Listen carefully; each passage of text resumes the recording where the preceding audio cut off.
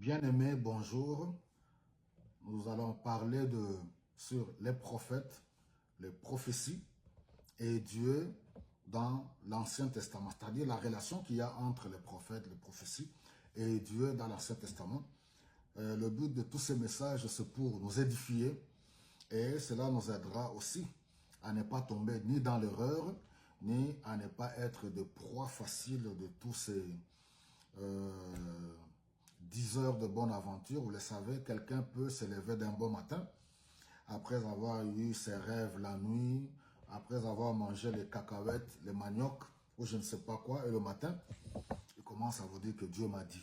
Nous le voyons dans la plupart des cas dans nos pays d'où nous venons, où quelqu'un peut se lever et dire que Dieu lui a dit, Dieu lui a montré qu'un musicien de la musique profane, cette année, il va vendre beaucoup de ses CD, ses disques, et puis voilà, il aura du succès, Dieu va l'élever. Et voilà, à cause de l'ignorance, les gens croient, appellent de telles personnes des prophètes, des motonanzambé. Là, c'est dans ma langue. Motonanzambé qui veut dire prophète. Quelqu'un qui vient vous dire que voilà, tel musicien profane, Dieu m'a montré cette année, il aura beaucoup de succès, il va beaucoup vendre. Et voilà. Pourquoi? Parce que Dieu, les gens ne veulent pas étudier la parole. Alors, dans l'Ancien Testament, nous voyons d'abord que les prophètes, c'était des prédicateurs appelés par Dieu lui-même. Ils étaient inspirés par l'Esprit de Dieu. Nous verrons aussi que dans l'Ancien Testament, les serviteurs de Dieu comme les sacrificateurs, comme nous montre dans Nombre chapitre 3 et chapitre 4, c'était les descendants de la tribu de Lévi. Alors, quand on prend par exemple du côté des rois, les rois étaient les descendants de David, c'est-à-dire la tribu de Juda. On peut voir ça quand David avait eu envie de bâtir le temple, pour bâtir la maison de Dieu, effectivement, dans 2 Samuel au chapitre 7, vous allez voir, Dieu lui promet, oui, de faire asseoir que son trône, ça sera un trône pour toujours et qu'il donnera cela à tous ses descendants. Alors par là, nous voyons que même Jésus-Christ, oui, lui qui est le roi des rois, oui, dans la chair, il est issu de la tribu de Juda. Alors, c'est pour ça qu'on l'appelle le lion de la tribu de Juda. Alors, donc, c'est pour comprendre que les prophètes, communément appelés en hébreu les nabis, nabi qui veut dire appelé, ils avaient pour mission d'annoncer simplement la parole de Dieu, le message de Dieu. Et ce message il y avait un double message.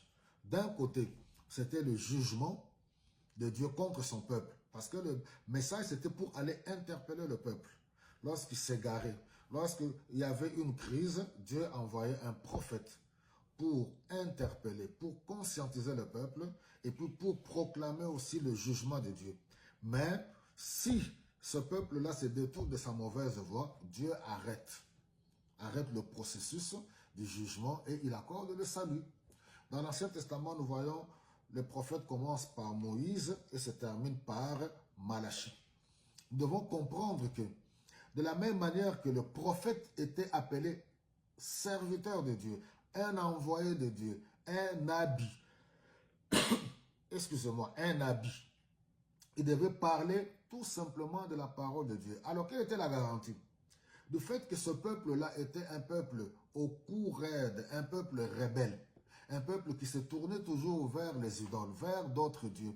Dieu les interdisait, ce peuple-là. Alors Dieu lui-même, il prévenait aux prophètes, je sais que ce peuple-là ne t'écoutera pas.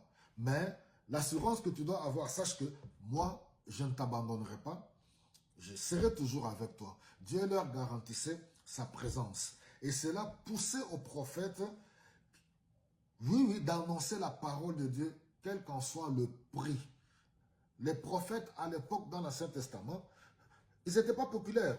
Parce que le message qu'ils amenaient, c'était le message de recadrage, où ils devaient reprendre le peuple de Dieu. Alors, nous devons comprendre que la différence entre les prophètes ainsi que... Oui, qu'est-ce que je veux dire par là? Nous ne devons pas faire la confusion. On ne doit pas confondre. Les prophètes, ce ne sont pas des féticheurs qu'il faut aller consulter. pour qu'il vous donne la main. Vous comprenez un peu? Pour qu'il vous lise dans la main. Ce n'est pas des vins qui doivent prédire votre avenir. Ce n'est pas des féticheurs. Ce n'est pas des marabouts. Parce que la nature humaine, quand on vient au Seigneur, les gens veulent amener leur ancienne nature. Même dans les églises, on le voit. Surtout vous les mamans. Je m'excuse avec beaucoup de respect, les sœurs.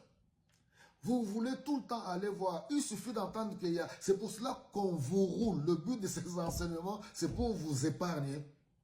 Étudier la parole. La plupart de ceux qui se disent des prophètes, vous ne connaissez pas la notion prophétique. Vous ne connaissez pas réellement, oui, la base de la prophétie, comme je l'ai dit depuis l'Ancien Testament. C'est pour cela, Osée nous dit, mon peuple périt faute de connaissance. Osée chapitre 4, verset 6. Mon peuple périt faute de connaissance. Alors, le prophète n'allait pas annoncer les choses selon ses sentiments, selon ses propres rêves. Le prophète annonçait la parole de Dieu.